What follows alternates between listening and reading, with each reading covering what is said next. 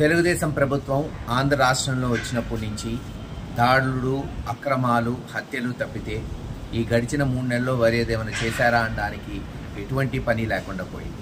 ఈరోజు ఎంత దుర్మార్గం అంటే జోలకల్లు గ్రామం, పిడుగురాళ్ల మండలం, గుర్జాల నియోజకవర్గంలో ఒక దళిత మహిళ, ఎస్సీ మహిళ, పాప వాళ్ళ నాన్న కోటా రేషన్ బియ్యం కోటా చేసుకునేవాడు, 10-15 సంవత్సరాలు.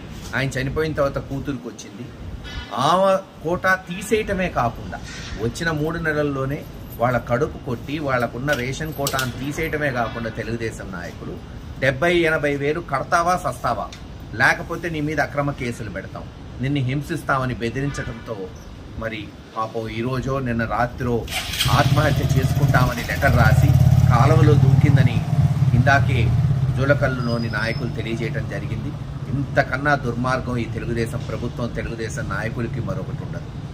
ఆడపడుచుల్ని, మరీ ముఖ్యంగా ఎస్సీ ఎస్టీ వర్గాలకు చెందిన వాళ్ళని ఈ రోజున అనకదొక్కాలి, వాళ్ళ కడుపు కొట్టాలని ఈరోజు వాళ్ళు చేస్తున్న ఈ చర్యలను తీవ్రంగా ఖండిస్తున్నాం. అంతేకాదు తక్షణమే అటువంటి వారి మీద చర్యలు తీసుకోవాలి.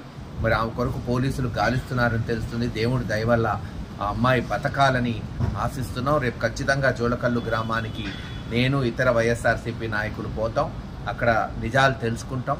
తదుపరి చర్యలు ఏముంటాయి కూడా మరి త్వరలోనే తెలియజేస్తామని తెలియజేస్తాం.